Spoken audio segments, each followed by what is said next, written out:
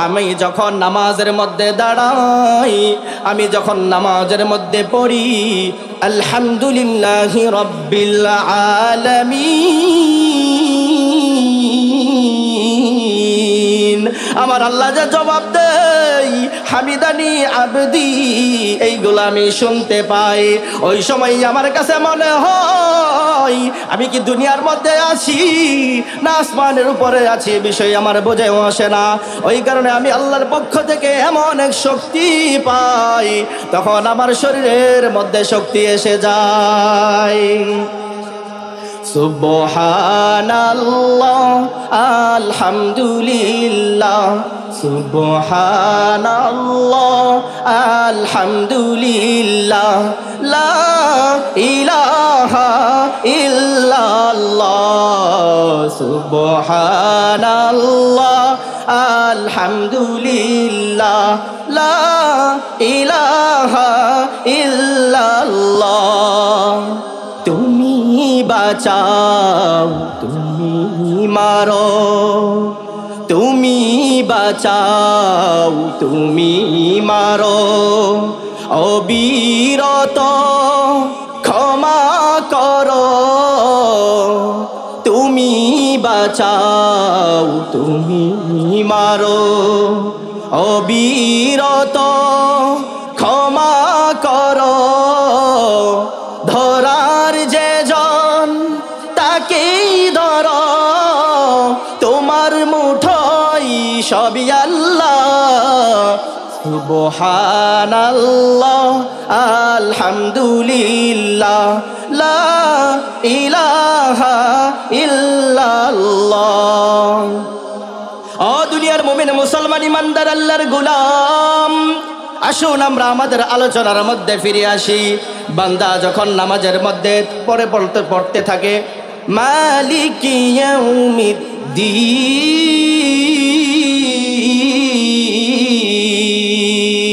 আল্লাহ তাআলা জবাব দেয় মাজ্জাদানি আবদি।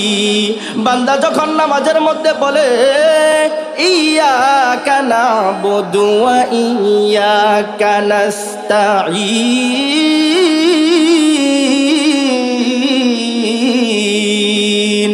আল্লাহ তাআলা জবাব দেয় হাযা বাইনি ওয়া বাইনা আবদি। বান্দা যখন নামাজের মধ্যে বলে ইহদিনাস সিরাতাল মুস্তাকিম,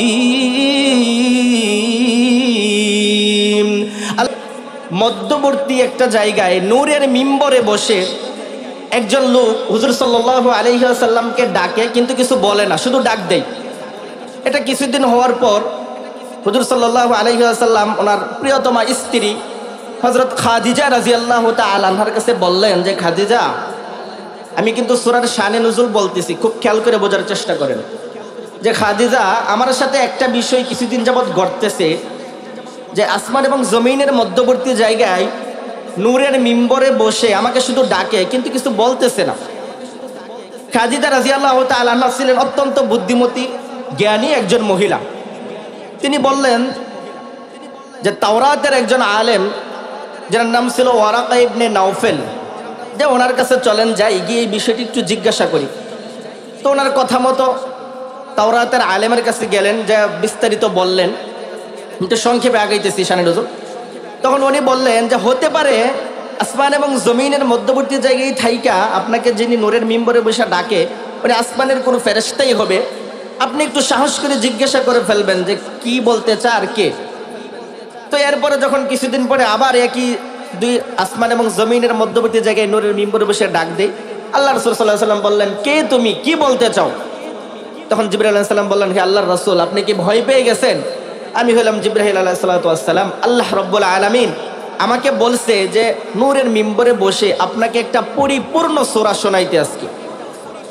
তখন ওইখানে বসে যাতে এই সূরা নাজিল হওয়ার অবস্থা থেকেই বোঝা যায় যে এই সূরাটা কতটা গুরুত্বপূর্ণ, এইটা বোঝানোর জন্য এত পবিত্র জায়গায় পবিত্র অবস্থায় এইভাবে সূরাটা নাজিল হয়েছে, যাতে এই সূরার গুরুত্ব বোঝা যায়। আসলে কি এই সূরার গুরুত্ব আছে না নাই? আছে না? সবথেকে বেশি পঠিত কোন সূরা কোরআনের মধ্যে? সূরা ফাতিহা। কথা বলতে হবে, যদি বুঝা থাকেন কথা বলতে হবে। সবথেকে বেশি পঠিত কোন সূরা? সূরা ফাতিহা সবাই পড়ি সব সময়। এইটা যদি কেউ একবার পড়ে, এমন হয়েছে যে এই সূরা পড়া মানে, এই সূরা তাফসীর জানা মানে সমস্ত আসমানি কিতাব পড়ে ফেলানো। মুফাসসিরিনে কেরাম এটার ব্যাখ্যাটা এভাবে করেছে যে সূরা ফাতিহার মধ্যে দুই ধরনের আলোচনা, আল্লাহ এবং তার বান্দা, বান্দা এবং আল্লাহ, এই দুই বিষয়ে আলোচনা। হ্যাঁ, আরো কিছু মুফাসসিরিনে কেরাম এর আলোচনাটাকে তিনটা ভাগে ভাগ করেছে। যে প্রথম অংশটা হলো আল্লাহ তাআলার প্রশংসা, এরপরের অংশ বান্দা আল্লাহ তাআলার কাছে তার নিজের পরিচয়টা তুলে ধরতেছে, এরপরের অংশ সে বান্দা আল্লাহর কাছে কিছু দরখাস্ত করে, কিছু আবেদন করে। এই সূরার কয়টা পাঠ? তিনটা, মুখস্থ করতে হবে। কয়টা পাঠ? প্রথম অংশে কি? আল্লাহ তাআলার প্রশংসা, প্রথম অংশে কি? দ্বিতীয় অংশে বান্দা আল্লাহর কাছে তার নিজের পরিচয় তুলে ধরে, কি করে? আর 3 নম্বরে কি? বান্দা আল্লাহর কাছে কিছু আবেদন করে। তো এই সূরা আমরা সব সময় বেশি বেশি পড়ি, তাই না? আল্লাহ হাদিসে কুদসির মধ্যে এসেছে, বান্দা যখন নামাজের মধ্যে এই সূরাটা পড়তে থাকে, আল্লাহ সুবহানাহু ওয়া তাআলা প্রতি আয়াতে আয়াতে তার জবাব দিতে থাকে। যখন বান্দা বলে আলহামদুলিল্লাহি রাব্বিল আলামিন, আল্লাহ সুবহানাহু ওয়া তাআলা ডাক দিয়া বলেন হামিদানি আবদি, আমার বান্দা আমার প্রশংসা করতেছে। বান্দা যখন নামাজের মধ্যে বলে আর রহমানির রহিম, আল্লাহ তাআলা ডাক দিয়া বলে আসনা আলাইয়া আবদি, আমার বান্দা আমার গুণ কীর্তন বর্ণনা করতেছে। ও দুনিয়ার মুমিন মুসলমান ইমানদার আল্লাহর গোলাম, আমাদের মনে প্রশ্ন আসতে পারে, এই যে আল্লাহ তাআলা আমাদের প্রতি আয়াতে আয়াতে জবাব দেয়, এই জবাব তো আমরা শুনতে পাই না। আমাদের কাছে মনে হতে পারে আল্লাহ তাআলা জবাব দেয়, কোনোদিন তো জবাব শুনতে পারি না। এটারও ব্যাখ্যা আছে। এটা না শোনার প্রথমত কারণ হইল আমরা বান্দা বান্দি এই পরিমাণ গুনাহে লিপ্ত, গুনাহের কারণে গুনাহের ময়লার কারণে আমাদের কানগুলো ভরে গেছে। এই কারণে আল্লাহ তাআলা যে জবাব দেয় সেই জবাবগুলো আমরা শুনতে পাই না। পৃথিবীর মধ্যে এমন অনেক আল্লাহর ওলি ছিলেন যারা নামাজের মধ্যে আল্লাহ তাআলার জবাবগুলো শুনতে পেতেন। এমনই এক বুজুর্গ ব্যক্তি এমন অসুস্থ হয়ে গেছে যে এনাকে ওনার খাদেম ধরে ধরে বাথরুমে পর্যন্ত নিয়ে যেতে হয়, কিন্তু যখন ওনার খাদেম নামাজের মধ্যে ওনাকে ধরে দাঁড় করিয়ে দেয়, তখন সে নামাজের মধ্যে ঘন্টার পর ঘন্টা নামাজে দাঁড়িয়ে থাকে। এই দৃশ্য দেখে খাদেম উস্তাদকে প্রশ্ন করলেন, ওগো উস্তাদ, আমি আপনাকে বাথরুমে নিয়ে যেতে হয় ধরে ধরে, আপনি একা একা বসা থেকে উঠতেও পারেন না, কিন্তু যখন আমি আপনাকে নামাজের মধ্যে দাঁড়িয়ে করিয়ে দেই তখন আপনি কিভাবে ঘন্টার পর ঘন্টা দাঁড়িয়ে থাকেন? এই প্রশ্ন যখন শাগির্দ করলো, উস্তাদ বলে এই প্রশ্নের উত্তরটা আমি তোমাকে দিতে চাচ্ছি না। অনেক পিড়াপিড়ি করার পরে সে বলল, ও ছাত্র শুনে রেখো, আমি যখন নামাজের মধ্যে দাঁড়াই, আমি যখন নামাজের মধ্যে পড়ি আলহামদুলিল্লাহি রাব্বিল আলামিন,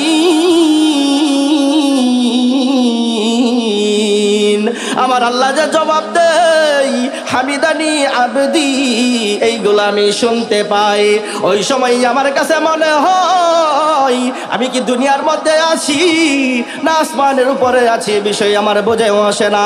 ওই কারণে আমি আল্লাহর পক্ষ থেকে এমন এক শক্তি পাই, তখন আমার শরীরের মধ্যে শক্তি এসে যায়।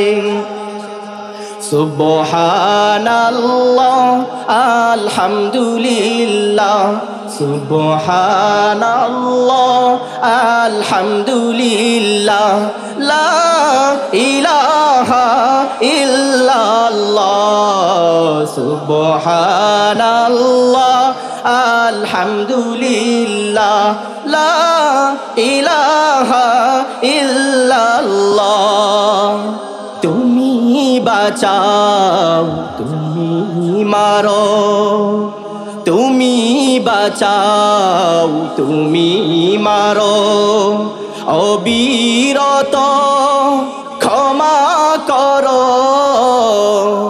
তুমি বাঁচাও তুমি মারো অবিরত ক্ষমা করো ধরার যে জন তাকেই ধরো তোমার মুঠোয় সবই আল্লাহ সুবহানাল্লাহ আলহামদুলিল্লাহ লা ইলাহা ইল্লাল্লাহ। ও দুনিয়ার মুমিন মুসলমান ইমানদার আল্লাহর গোলাম, আসুন আমরা আমাদের আলোচনার মধ্যে ফিরে আসি। বান্দা যখন নামাজের মধ্যে পড়তে থাকে মালিকি ইয়াউমিদ্দিন,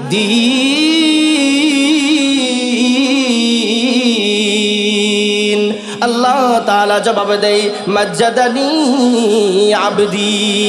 বান্দা যখন নামাজের মধ্যে বলে ইয়্যাকা না'বুদু ওয়া ইয়্যাকা নাস্তাঈন,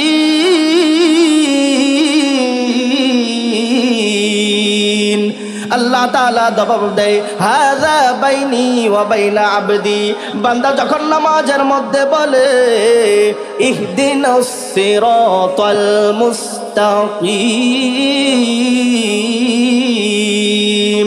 আল্লাহ তাআলা জবাব দেয় লাকা মা সাআলতা ইয়া আবদি। বান্দা নামাজের শুরু থেকে নিয়ে এই পর্যন্ত তুই যা যা আবেদন করেছিস তোর সকল আবেদন আমি কবুল করে নিলাম। ও দুনিয়ার মুমিন মুসলমান ইমানদার আল্লাহর গোলাম, হাদিসে কুদসির মধ্যে আরো এসেছে আল্লাহ রাব্বুল আলামিন আরো বিস্তারিত ভাবে আরো ব্যাখ্যা বিশ্লেষণ ভাবে আরো বেশি উত্তর দিয়ে থাকে। যেমন বান্দা যখন নামাজের মধ্যে বলে আলহামদ, আলহামদ মানে হলো প্রশংসা করে, আল্লাহ তাআলা পরক্ষণেই প্রশ্ন করেন লিমানিল হামদ, তুমি কার প্রশংসা করো? কথা বলতে হবে ওই যে নামাজের মধ্যে বান্দা বলে আলহামদ প্রশংসা, আল্লাহ তাআলা কি জানেন কি জানেন না যে বান্দা তার প্রশংসাই করতেছে? এটা কি জানেন কি জানেন না? জানেন। জানার পরেও আল্লাহ তাআলা জিজ্ঞাসা করে লিমানিল হামদ, তুমি কার প্রশংসা করো? বান্দা তখন আরো স্পষ্ট করে আল্লাহর কাছে উত্তর দেয় লিল্লাহ, মানে আল্লাহর জন্য আল্লাহর প্রশংসা করি। আল্লাহ তাআলা আবার তাকে প্রশ্ন করে মানিল্লাহ, আল্লাহকে? বান্দা তখন আবার স্পষ্ট করে উত্তর দেয় রব্বিল আলামিন, আমি প্রশংসা করি বিশ্ব জগতের পালন কর্তার। আল্লাহ তাআলা আবার জিজ্ঞাসা করে মানির রব্বিল আলামিন, রব্বিল আলামিন কে? বান্দা তখন আবার সামনে বলে আর রহমান, দয়ালু সেই আল্লাহর। আল্লাহ তাআলা আবার প্রশ্ন করে মানির রহমান, রহমানটাকে? রহমানকে? এই যে আল্লাহ তাআলা বারবার জিজ্ঞাসা করতেছেন, কথা আওয়াজ দিয়ে বলেন আল্লাহ সবকিছুই জানেন কি জানেন না? জানার পরেও আল্লাহ বারবার কেন জিজ্ঞাসা করেন এটার উত্তর ইনশাআল্লাহ দিয়ে যাব। ও দুনিয়ার মুমিন মুসলমান ইমানদার আল্লাহর গোলাম, এরপরে যখন রহমানের বলার পরও যখন আল্লাহ তাআলা বলে মানির রহমান, রহমানটাকে? তখন বান্দা বলে মালিকি ইয়াউমিদ্দিন,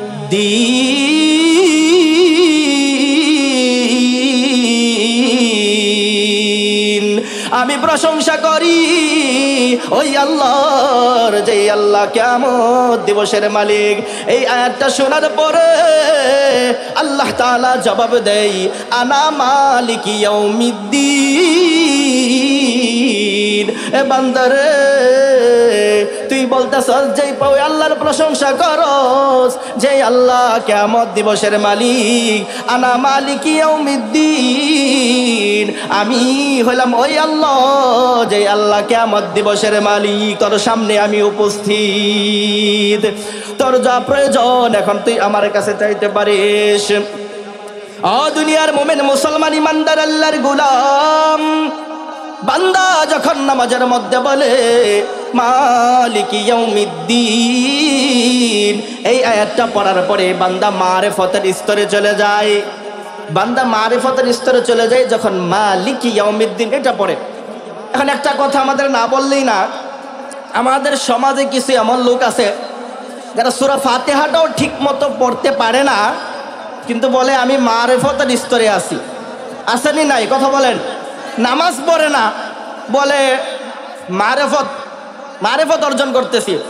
এর মানে বোঝা যায় আজকের এই আলোচনার দ্বারা যে নামাজ পড়ে না, যে সূরা ফাতিহাই ঠিক মতো পারে না, তার মতো ব্যক্তি কখনোই মারিফত অর্জন করতে পারে না, কখনোই পারে না।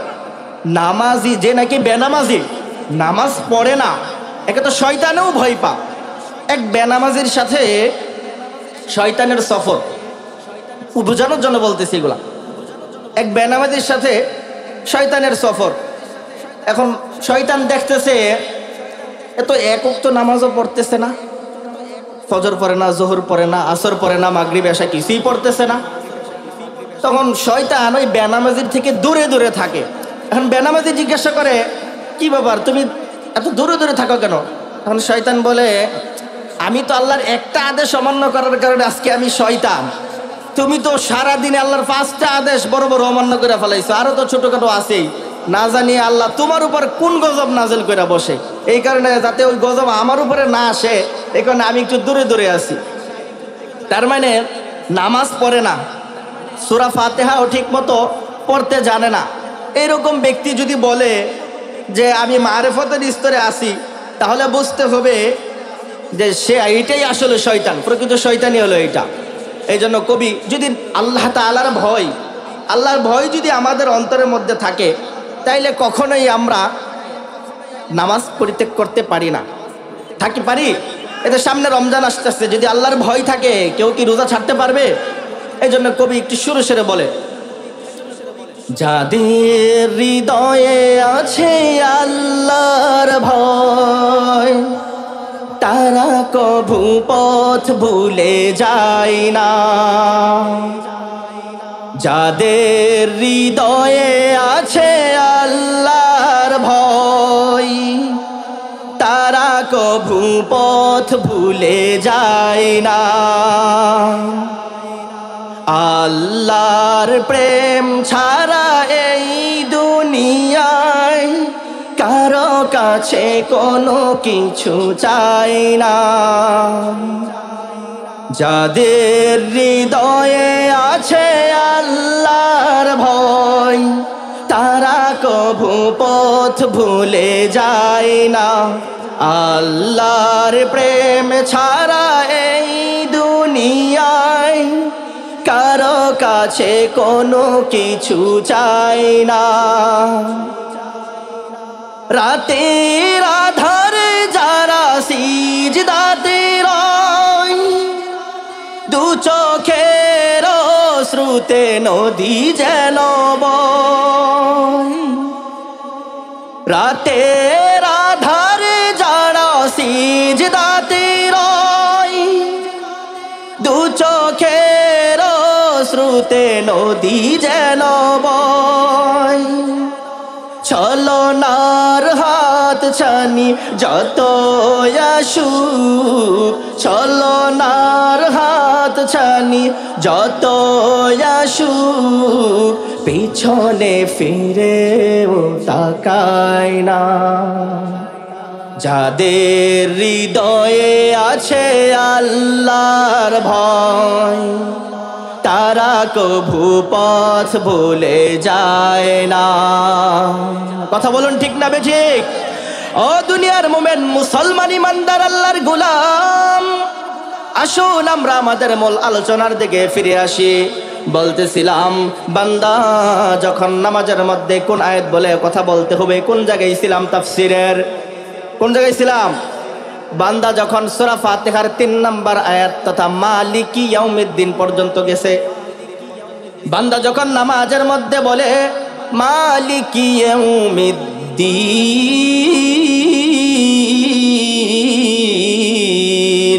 এই পর্যন্ত বান্দা আসার পরে বান্দার মারিফত অর্জন হয়ে যায়। তখন আল্লাহ এবং বান্দার মধ্যে কথা বলার পদ্ধতির মধ্যেও একটা পরিবর্তন এসে যায়। দেখবেন এর আগ পর্যন্ত আলহামদুলিল্লাহ রাব্বিল আলামিন আর রহমানির রহিম মালিকি ইয়াউমিদ্দিন।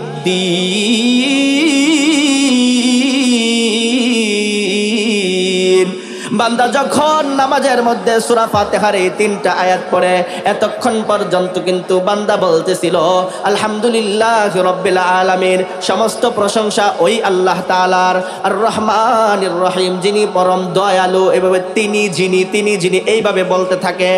আর স্বাভাবিকভাবে খেয়াল করে বোঝার চেষ্টা করবেন আমার কথাগুলো। বাংলাতে আমরা তিনি যিনি এই যে সর্বনামগুলা, এইগুলা কিন্তু অনুপস্থিত, দূরে কোনো ব্যক্তির ক্ষেত্রে ব্যবহার হয়ে থাকে।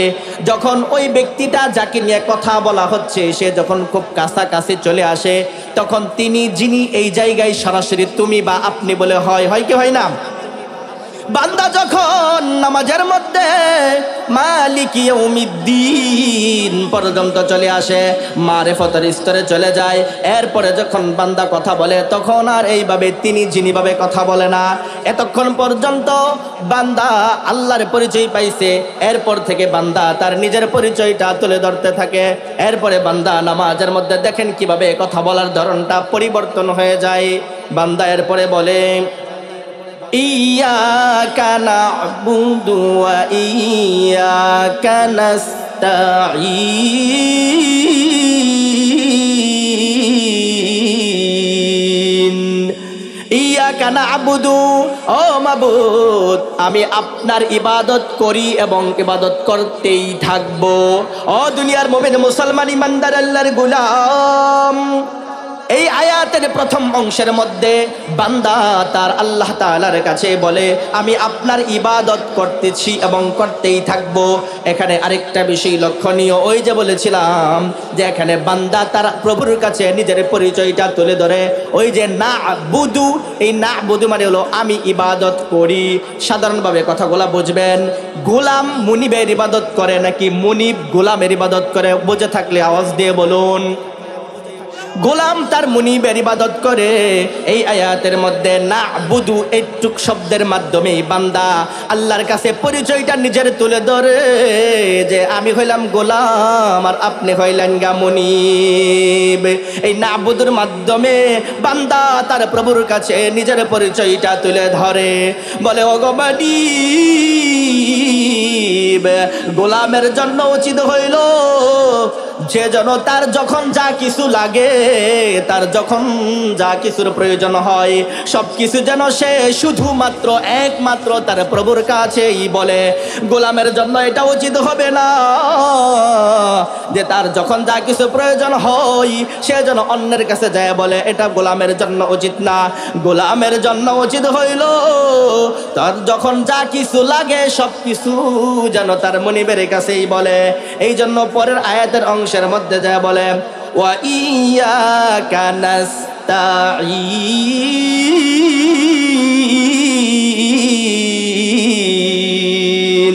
ও আল্লাহ, একমাত্র আপনার কাছেই সাহায্য চাই এবং চাইতেই থাকব। এই আয়াতের প্রথম অংশে বান্দা তার প্রভুর কাছে নিজের পরিচয়টা তুইলা ধরে আর একটা ওয়াদা করে যে আমি হইলাম গোলাম আর আপনি হইলেন গা মুনিব। গোলাম শুধুমাত্র একমাত্র তার মুনিবের কাছেই চাইবে। এই কারণে আমার যখন যা কিছু লাগবে আমি শুধুমাত্র আপনার কাছে চাইব। ও দুনিয়ার মুমিন মুসলমান ইমানদার আল্লাহর গোলাম, কথাগুলো মনোযোগ দিয়ে শুনেন। মাহফিল থেকে ওয়াজ শুনে চলে গেলেন কিন্তু কোনো সবক নিয়ে যেতে পারলেন না, এটা থেকে দুঃখজনক বেদনাদায়ক আর কিছুই হতে পারে না। এই আয়াতে কারিমার মধ্যে গোলাম তার মুনিবের কাছে একটা ওয়াদা করে যে ইবাদত একমাত্র আল্লাহ আপনারই করব, আর আমার যখন যা কিছু লাগে একমাত্র আল্লাহ আপনার কাছেই চাইব। এই কথা শোনার পর আল্লাহ তাআলা বলেন ও গোলাম, তুমি যেমনি ভাবে বলতেছো, গোলামের উচিত হইল তার যখন যা কিছু লাগে সে যেন তার মাবুদের কাছেই বলে, আর কারো কাছে যেন না বলে। ঠিক মুনিবের জন্য উচিত গোলামের যখন যা কিছু প্রয়োজন হয় আল্লাহ তাআলা মুনিব যেন গোলামের সকল চাহিদাগুলোকে পূরণ কইরা দেয়। ও বান্দারে, তোর যা কিছু লাগে, তোর যা চাইতে মন চা, তুই এখন চা, সকল চাওয়াকে আমি আল্লাহ পূরণ করে দিব। ও দুনিয়ার মুমিন মুসলমান ইমানদার আল্লাহর গোলাম, খুব পরিচিত সূরা, যেই সূরাটা আপনারা বেশি বেশি পড়ি, আমরা বেশি বেশি পড়ি, এই সূরা থেকে আলোচনা করতেছি। কঠিন কোনো বিষয় না। আজকের পর থেকে যখন নামাজের মধ্যে হাত বেঁধে দাঁড়াবেন তখন মনে মনে ভাববেন, আমি আয়াতটাকে তাড়াহুড়া করে পড়তে পারি না, কারণ আমার মাওলা কিন্তু আমার আয়াতের উত্তরগুলো দিতেছেন। অতএব নামাজের মধ্যে তাড়াহুড়া করা যাবে কি যাবে না? যাবে। মনে মনে এই মনোযোগ আসতে হবে, আমার আল্লাহ কিন্তু আমার প্রতিটা আয়াতে আয়াতে উত্তর দিতেছে। অতএব যদি আমি তাড়াহুড়া করে নামাজ পড়ি, আমার আল্লাহ কি খুশি হবে নাকি অসন্তুষ্ট হবেন?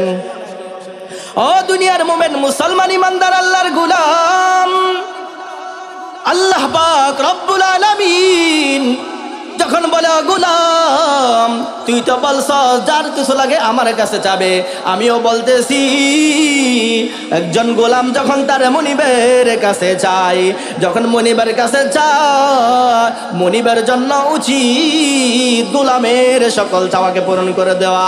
তোর যা মন চা তুই এখন চা। এরপরে খেয়াল করেন বান্দা আল্লাহ তাআলার কাছে কি চায় বসতেছে, কি চাচ্ছে? ইহদিনাস সিরাতাল মুস্তাকিম।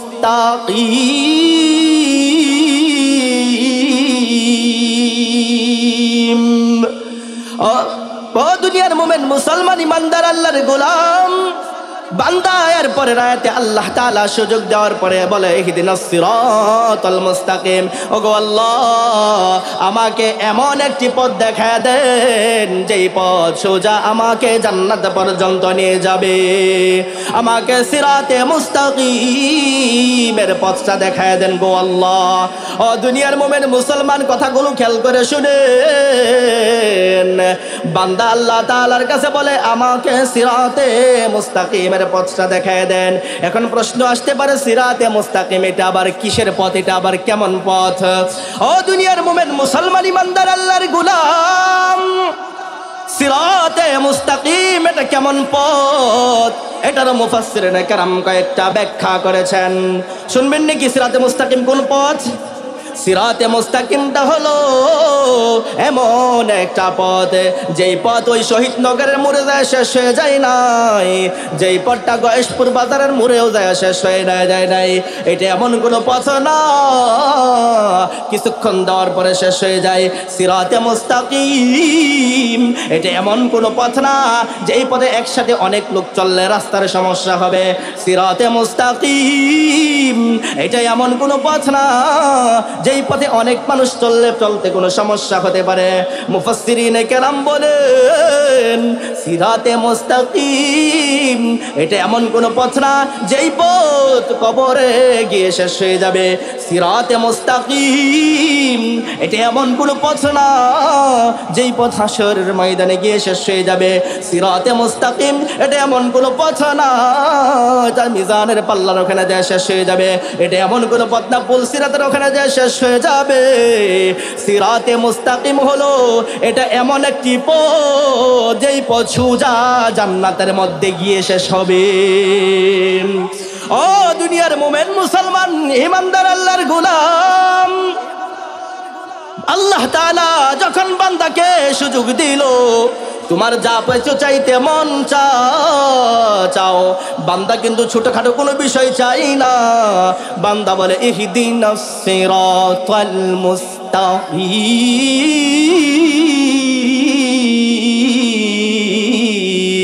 ও আল্লাহ, আমাকে এমন একটা পথ দেখান যেই পথ আমাকে জান্নাত পর্যন্ত পৌঁছায় দিবে। ও দুনিয়ার মুমিন মুসলমান, কথাগুলো খেয়াল করে শুনেন। আজকের এই মাহফিলের আয়োজন কিন্তু প্রতিদিন হবে না। প্রতিদিন হয় নাকি মাহফিলের আয়োজন? প্রতিদিন হয় না। জীবনে আমরা এই পর্যন্ত কত মাহফিল শুনে গেলাম।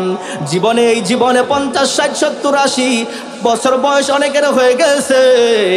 জীবনে কিন্তু অনেক মাহফিল শুনেছি, এমন মাহফিল শুনেছি, মাহফিল শুনে বাড়ি ফিরে গেছি, কিন্তু আমার জীবনের মধ্যে কোনো পরিবর্তন হয় নাই।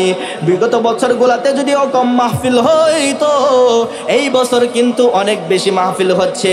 কিন্তু যদি আমরা আলোচনা নিজেদের মধ্যে আলোচনা করি, আত্মসমালোচনা করতে থাকি যে মাহফিল তো অনেক শুনলাম, কিন্তু মাহফিল শোনার পর থেকে আমার নামাজের মধ্যে কি কোনো পরিবর্তন হইল কিনা? মাহফিল শুনা গেলাম, আমার জীবন চলার মানের মধ্যে কোনো পরিবর্তন হইল কিনা? যদি আর উত্তরটা এটা আসে যে আমি মাহফিল তো শুনেই গেলাম, কিন্তু আমি আব্দুর রহমান মাহফিল শোনার আগে যেমন ছিলাম, মাহফিল থেকে যাওয়ার পরও আমি ঠিক তেমনই, তাহলে এই মাহফিলগুলোর কোনো সার্থকতা হতে পারে না। ও দুনিয়ার মুমিন মুসলমান ইমানদার আল্লাহর গোলাম, আপনাদের হাতে পায়ে ধরে অনুরোধ করে যাই, এই যে সূরা ফাতিহা খুব পরিচিত সূরা থেকে আমি একটু সংক্ষিপ্ত তাফসীর করার চেষ্টা করেছি। আজকের পর থেকে যখন আমরা নামাজে দাঁড়াবো, তখন আমরা মনে মনে এটা ভাববো, আমি যখন বলি আল্লাহ তাআলার কাছে আলহামদুলিল্লাহি রাব্বিল আলামিন, আল্লাহ তাআলা কিন্তু বলে হামিদানি আবদি, আমার বান্দা আমার প্রশংসা করতেছে।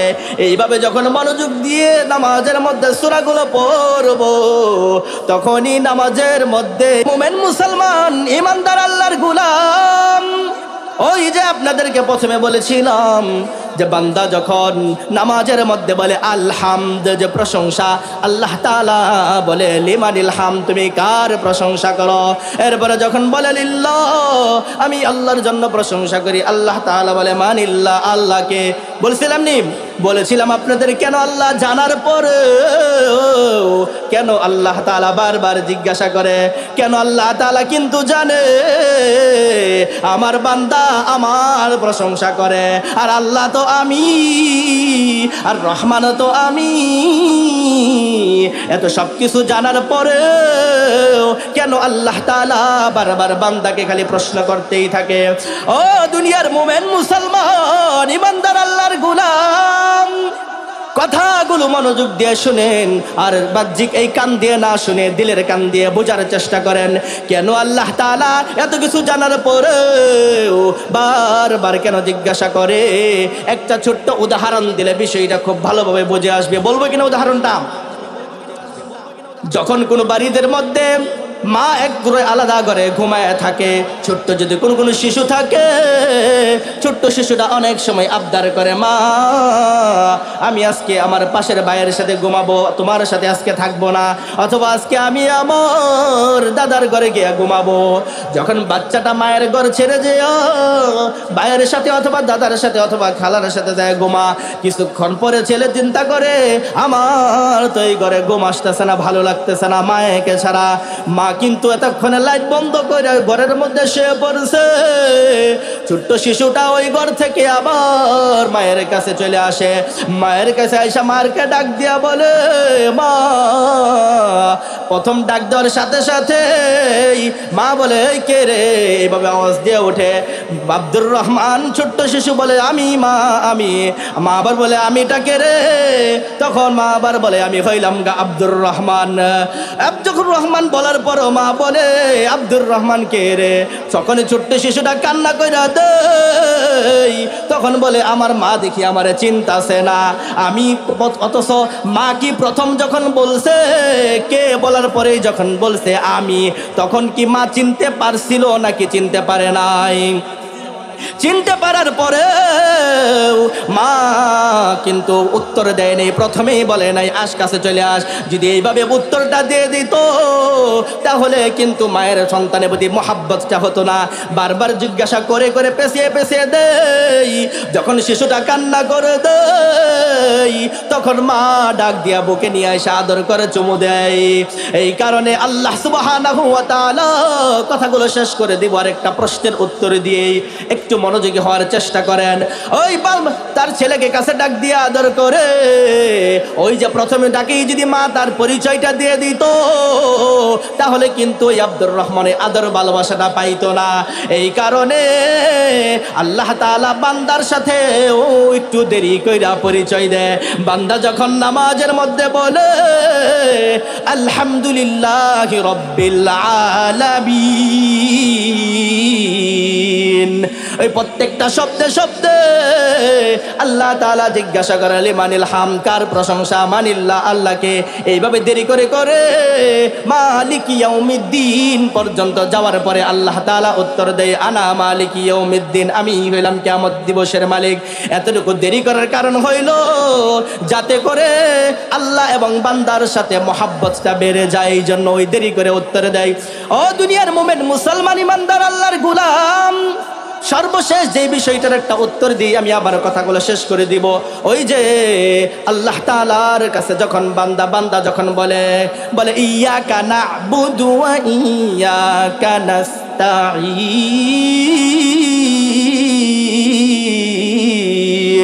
ও আল্লাহ আমি আপনার ইবাদত করি এবং করতেই থাকবো এবং আমি আপনার কাছে সাহায্য চাচ্ছি এবং চাইতেই থাকবো। এরপরে যখন আল্লাহ তাআলা তাকে উত্তর দেয় তোমার যা খুশি তুমি তাই চাও, তোমার চাওয়াটাকে পূরণ করব। বান্দা কিন্তু ছোটখাটো কোনো বিষয় চাই না।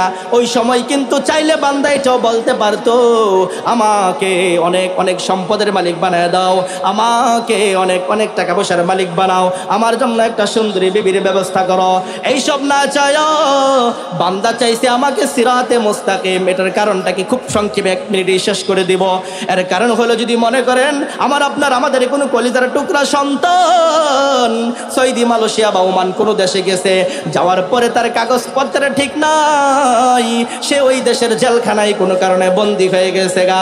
বাৎসরিক কোনো কারণে বাদশাহ ওই দেশের জেলখানা পরিদর্শনে গেলেন, যাওয়ার পরে এক এক করে বন্দীদেরকে জিজ্ঞাসা করতেছেন এই তুমি কি কারণে জেলখানায়, তুমি কি কারণে? এইভাবে জিজ্ঞাসা করতে করতে মনে করেন একজন লোকের কাছে আসলো, তার বাড়ি হলো বাংলাদেশে। বলল তুমি বাংলাদেশে কিভাবে এই জেলখানায় আসলা?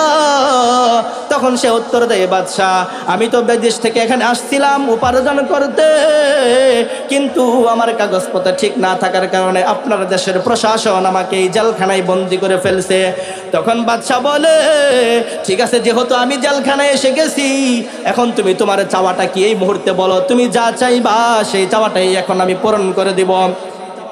ও দুনিয়ার মুমিন মুসলমান ইমানদার আল্লাহর গোলাম, বলেন ওই বন্দি ওই সময় কেমন কিছু বলবে কিনা যে আমাকে অনেক ডলারগুলো দেন, আমাকে সৌদি আরবের সুন্দরী কোনো মেয়েকে আমার সাথে বিবাহ দিয়ে দেন, এইগুলা বলবে নাকি বলবে বাদশাহ আমাকে সোজা বাংলাদেশে যাওয়ার একটা পথ দেখায় দেন? ও দুনিয়ার মুমিন মুসলমান ইমানদার আল্লাহর গোলাম, ঠিক তেমনি ভাবে বান্দা যখন ইয়াকা না'বুদু ওয়া ইয়াকা নাস্তাঈনের পরে আল্লাহ তাআলা তাকে সুযোগ দেয় তোমার যা খুশি তাই চাও, সব চাওয়াকেই পূরণ করে দিব। বান্দা জানে এই দুনিয়া আমার যা কোনো স্থায়ী জায়গা না, এই দুনিয়া আমার টাকা পয়সাও কোনো কাজে আসবে না, এই দুনিয়ার সুন্দরী কোনো বউ চাইলেও আমার কোনো কাজে আসবে না। এই জন্য বান্দা চাই ও আল্লাহ আমাকে সিরাতে মুস্তাকিমের পথটা দেখায় দাও, কারণ সিরাতে মুস্তাকিম এটা এমন এক পথ যেই পথ সোজা জান্নাতে গিয়ে শেষ হয়। সম্মানিত